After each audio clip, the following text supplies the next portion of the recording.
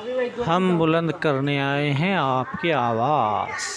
ऐसे समाज के अंदर रहते हैं जहां एक नई संस्कृति को हम देख रहे हैं कि हमारे बूढ़े माँ बाप जिन्होंने हमें पाल पोस कर बड़ा किया है, जब वो बूढ़े हो जा रहे हैं तो इस देश के अंदर बहुत सारे ओल्ड एज होम्स खोले जा रहे हैं, वृद्ध आश्रम खोले जा रहे हैं।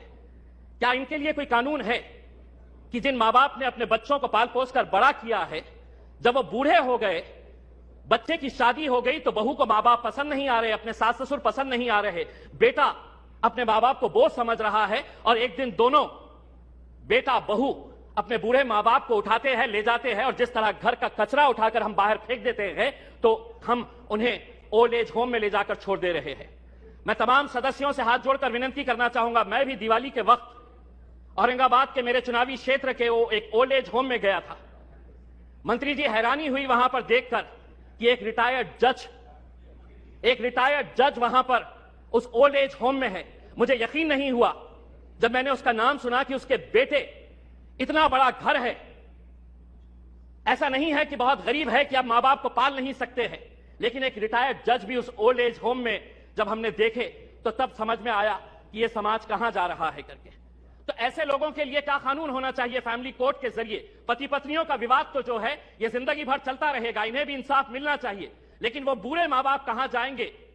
फैमिली कोर्ट के अंदर कुछ ऐसा सेक्शन लाया जाए कि जो बेटा अपने मां बाप को कूड़ादान समझकर, कचरा समझकर ओल्ड एज होम में डाल रहा है, उसे अखबार के अंदर एक नोटिफिकेशन अपनी तस्वीर के साथ, अपनी फोटोग्राफ के साथ उस अखबार में उसे यह नोटिफिकेशन देना होगा कि मैं अपने मां बाप को ओल्ड एज होम में डाल रहा हूं।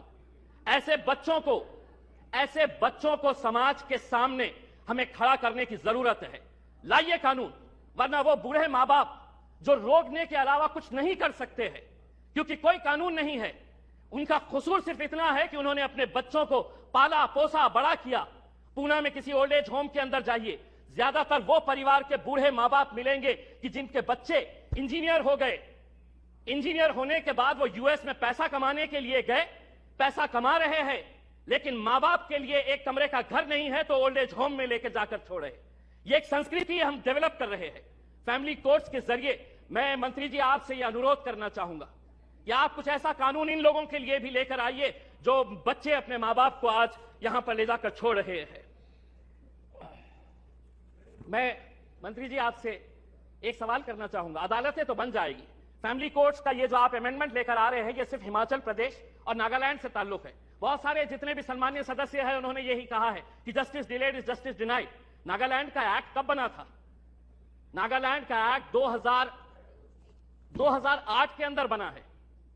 अगर यहीं पे अगर हम इतना डिले कर रहे हैं कि पुराने फैसले जो विदाउट पार्लियामेंट के पास किए गए हैं, आज अगर इतने सालों के बाद हम ये अमेंडमेंट लेकर आ रहे हैं कि नागालैंड के 2008 के बाद जितने भी जजेस ने फैसले दिए हैं रेट्रोस्पेक्टिव इफेक्ट से हम इसको आज के दिन पास कर रहे हैं, यानी कि गलती अगर हमारे पास से ही हो रही है तो हम उन अदालतों से कैसे इंसाफ की गुहार लगाएंगे? अदालतें एक्ट बनाना बहुत आसान है। मैं मंत्री जी, आप कुछ दिन पहले औरंगाबाद आए थे, वहां पर आपको लॉयर्स एसोसिएशन ने एक मेमोरेंडम दिया है। अगर से महाराष्ट्र की अदालतों की अगर हम बात करते हैं, 91 सैंक्शन पोस्ट ऑफ हाईकोर्ट जजेस है। अध्यक्ष महोदय, 91 पोस्ट ऑफ हाईकोर्ट जजेस है, उसमें से महज 56 जजेस है, यानी कि वैकेंसी आप देख लीजिएगा कि तकरीबन 40% वैकेंसीज है। अब मैं आपको अंदर की बात बताता हूं, हाईकोर्ट के जजेस जब अपॉइंट किए जाते हैं तो सुप्रीम कोर्ट का कॉलेजियम इसे डिसाइड करता है। यह पूरा सुप्रीम कोर्ट के कॉलेजियम ने अपना रिकमेंडेशन दे चुका है। क्या वजह है कि सरकार ने इसे इतने सालों से रोक रखी है?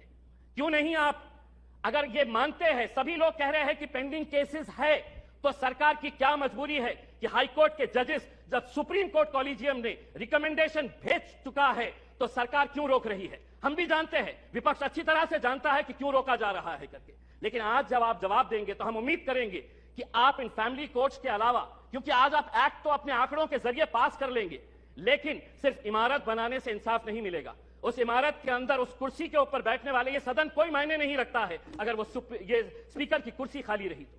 वो स्पीकर की कुर्सी जितनी महत्वपूर्ण इस सदन के लिए है, उसी तरह अदालतों के अंदर जजेस की कुर्सी भी बहुत मायने रखती है। लेकिन अगर आप ये मानेंगे कि नहीं, इतने करोड़ केसेस पेंडिंग है, तो कौन उसका निपटारा करेगा? आप ही करेंगे मंत्री जी, आप ही को करना है।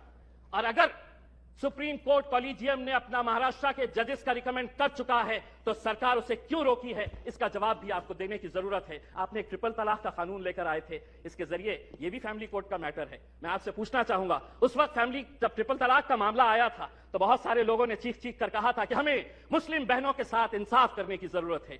आज वो फैमिलीज भी आपसे पूछना चाहती है, ये एक्ट आपने बनाया आंकड़ों के जरिए, हमारे विरोध होने के बावजूद आपने एक्ट बनाया, अब आपकी जिम्मेदारी है ये बताएं कि एक्ट बनने के बाद कितनी मुस्लिम बहनों को आपने इंसाफ देने का काम किया है। ये उम्मीद करते हैं। धन्यवाद।